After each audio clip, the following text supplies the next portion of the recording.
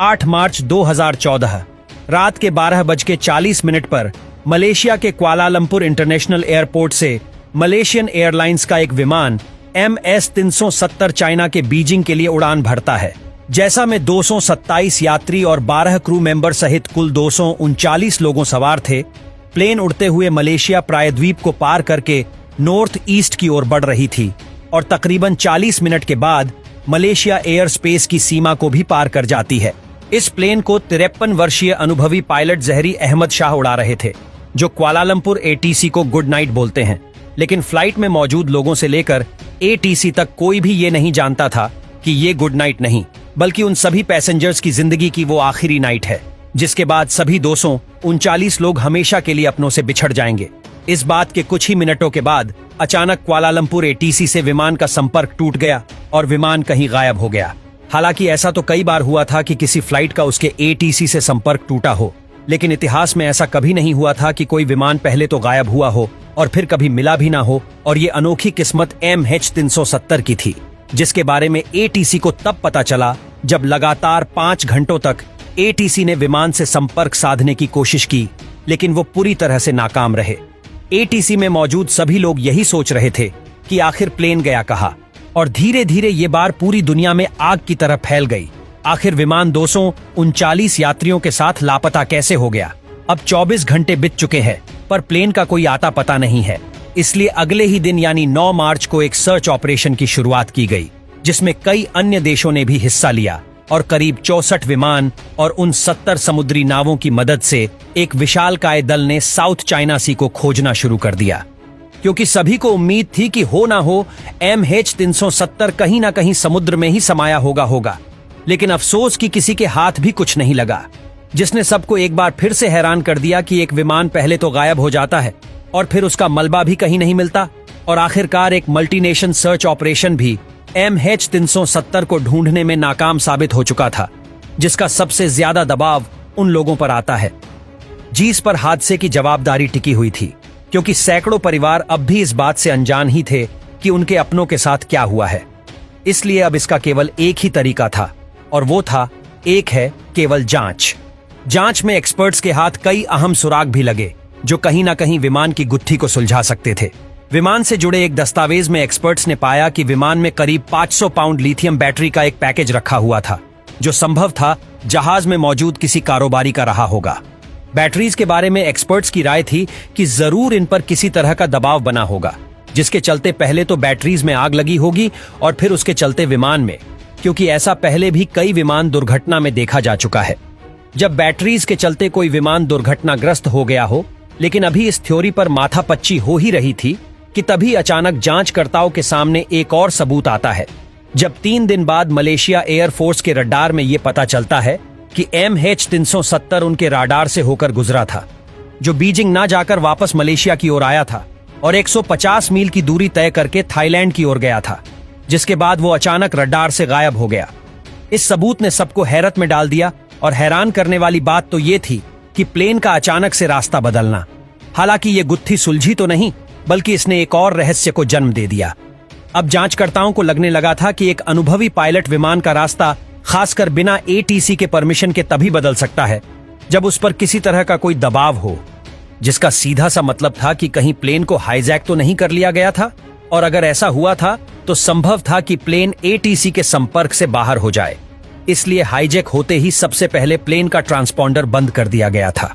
क्योंकि दोस्तों ट्रांसपॉन्डर विमान में लगा वो उपकरण होता है जो हजारों फीट की ऊंचाई पर रहते हुए भी विमान को ATC की नजर में बनाए रखता है।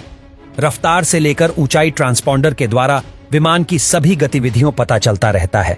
ऐसे में इसका बंद हो जाना मतलब विमान का ATC से पूरी तरह संपर्क का खत्म हो जाना था, जो कि हुआ भी था। हालांकि ट्रांसपॉन्डर का बंद होना भी इस केस में असाधारण बात थी, क्योंकि आमतौर पर जब तक कि विमान दुर्घटनाग्रस्त नहीं होता, तब तक विमान में लगे ट्रांसपॉन्डर में कोई खराबी नहीं आती। इससे ये बात निकलकर सामने आई कि ट्रांसपोर्टर को जरूर ही मैन्युअली बंद किया गया था, किसी हाईजैक के दबाव से या फिर खुद जहाज के पायलट की मर्जी से, क्योंकि प्लेन हाईजैक हुआ था। ये शक तब हुआ जब MS-370 में यात्रा कर रहे सभी यात्रियों के बैकग्राउंड की जांच की गई, जिससे पता ये चला कि उस फ्लाइट में 2 व्यक्ति ऐसे भी थे जो अननोन पर्सन थे। 2 ईरानी व्यक्ति जो नकली पासपोर्ट की मदद से उस प्लेन में चढ़ने में कामयाब हुए थे और संभवतः इन्हीं के चलते ट्रांसपोर्टर को बंद किया गया हो। लेकिन इस थ्योरी पर भी और भी ज्यादा अध्ययन किया गया तो उसमें बहुत सी कड़ियां ऐसी भी थीं जो जुड़ ही नहीं पाई। ऐसी ही एक कड़ी थी प्लेन हाईजैक की जिम्मेदारी, जिसे इसके गायब हो जाने के बाद भी दुनिया के किसी भी आतंकी संगठन ने नहीं ली थी और तो और ना ही किसी तरह की कोई मांग की गई। वहीं दूसरा शक प्लेन के मुख्य पायलट अहमद पर भी गया, जिनके बारे में यह मशहूर था कि वो एक रंगीन मिजाज व्यक्ति है और अक्सर कोकपिट में सिगरेट भी पीते हैं। ऐसे में कहीं उनके द्वारा किसी तरह की कोई चूक या फिर किसी अवसाद के चलते उनका बागी होना कहीं इस हादसे की वजह तो नहीं बना। इन सभी विषयों पर एक लंबी और गहरी जांच हुई, लेकिन अहमद के परिवार ने सभी दावों को झुठला दिया और बताया कि अहमद पिछले 18 सालों से मलेशिया एयरलाइन के लिए काम कर रहे थे, जहां उनका बहुत सम्मान था और उनकी गिनती मुख्य पायलट के रूप में होती थी। तो अब ऐसे में एक बार फिर वही सवाल आकर खड़ा हो गया कि आखिर ऐसा क्या हुआ? वो कौन था जिसने 239 लोगों वाले एक विमान को बीच हवा से ही गायब कर दिया? वो जहाज जो फिर कभी और कहीं नहीं मिला। हालांकि इस घटना के 3 हफ्तों के बाद जांचकर्ताओं के हाथ फिर से एक क्लू लगा, जिसके बाद सभी को लगने लगा था कि शायद अब एक गुत्थी जरूर सुलझ जाएगी। जब यह पता चला कि फ्लाइट में मौजूद ट्रांसपॉन्डर जो उस रात अचानक से बंद हो गया था, उसके कुछ सिग्नल अंतरिक्ष में मौजूद एक सैटेलाइट ने भी पकड़े थे, जिसे जांच करने पर पता चला कि MH370 जो गुड नाइट कहते ही गायब हो गया था। अलविदा कहने के बाद भी उस विमान ने तकरीबन 5 घंटों तक उड़ान भरी थी, लेकिन वो ना तो कभी बीजिंग पहुंचाओ, ना ही उस रास्ते के बाद मलेशिया के इर्द गिर्द पाया गया। तो जो क्लू इस गुत्थी को सुलझाने वाला था, उसने इस केस को और भी उलझा कर रख दिया कि विमान 5 घंटों तक उड़ता भी रहा, लेकिन फिर भी ये कहीं लैंड क्यों नहीं कर पाया, और अगर ये दुर्घटनाग्रस्त हुआ था तो इसकी जानकारी अब तक दुनिया के किसी भी कोने से क्यों नहीं आई।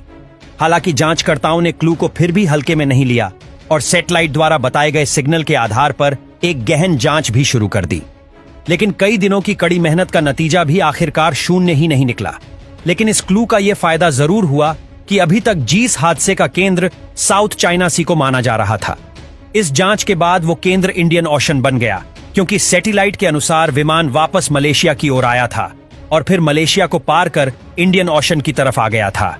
इसके बाद लगातार 3 वर्षों तक इंडियन ओशन और आसपास जहाज को ढूंढने के कई प्रयास किए गए, जिसमें कई बार यह दावा भी किया गया कि उन्हें विमान के कुछ ऐसे टुकड़े मिले हैं जो MH370 के हो सकते हैं। लेकिन मलबे में मिले जहाजों के वो टुकड़े ना तो कभी MH370 से मेल और ना ही कभी हादसे की गुत्थी को सुलझा पाई, और इस तरह से 3 साल में कई करोड़ों रुपए इस रहस्यमयी जहाज को ढूंढने में खर्च कर दिए गए,